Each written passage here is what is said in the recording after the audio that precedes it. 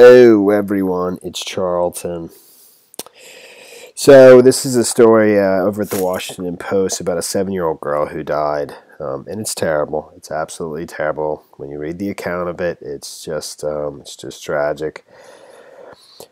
Uh, and it's a 7-year-old girl, a migrant girl who was crossing into the United States illegally with her dad at the New Mexico border. A lot of the focus has been on Tijuana and the border, the port of entry there, where San Diego is, near San Diego. I think there's about 7,000 migrants there. But there's they're crossing in various places, and it's about the caravans that are coming up in large numbers, and basically both Mexico and the United States are not able to process them and hold them, and this just goes on, and this is a consequence of that. It's likely that we're going to hear about this, more of this particular story because it's so heart-wrenching, of a 7-year-old girl who has died while in the custody of U.S. Customs and Border Protection. And this happened about a week ago on December 6th, which the ACLU is definitely wanting to know why it took a week before this became known to the public, and is now being reported on December 13th. So a 7-year-old girl from Guatemala, she died of dehydration and shock after she was taken into Border Patrol custody last week for crossing from Mexico into the United States illegally with her father and a large group of migrants along a remote span of New Mexico desert.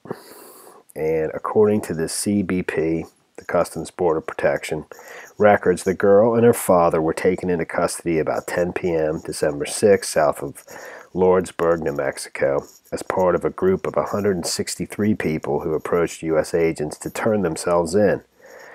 More than 8 hours later, the child began having seizures at 6:25 a.m., CBP records show.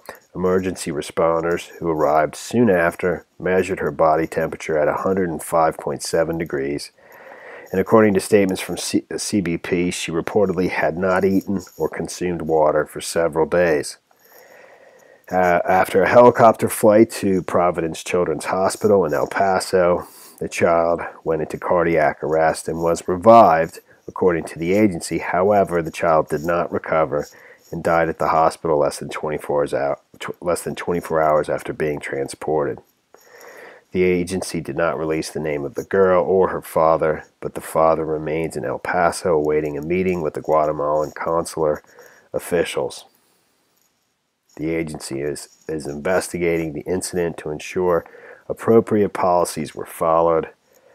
Food and water are typically provided to migrants in Border Patrol custody, and it wasn't immediately clear Thursday if the girl received provisions and a medical exam before the onset of seizures.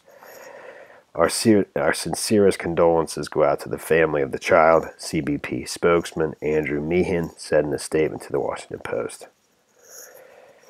So, the ACLU blamed lack of accountability and a culture of cruelty within CBP for the girl's death. The fact that it took a week for this to come to light shows the need for transparency for CBP. We call for a rigorous investigation into how this tragedy happened and serious reforms to prevent future deaths. Cynthia Pompa, advocacy manager for the ACLU Border Rights Center. I'm not sure that I don't believe that statement's accurate at all. I really don't, and that's not me just being a conservative, pro-Trump kind of person. The Border Patrol is largely populated by Hispanics. It is, and many times, I mean, many of the Border Patrol agents, they're Hispanic ethnicity, tons of them, most of them. Whenever I see it on the news, and I just don't think they have a whole lot of hate for these people crossing the border. They don't. They're just doing their jobs, and they, whether the girl was attended to or not, I'm not sure. But and my guess is that I don't know. I have no idea. I don't agree with that statement whatsoever. It's probably, this is going to be talked about more, I would think, and but it's just an ongoing debate, and I think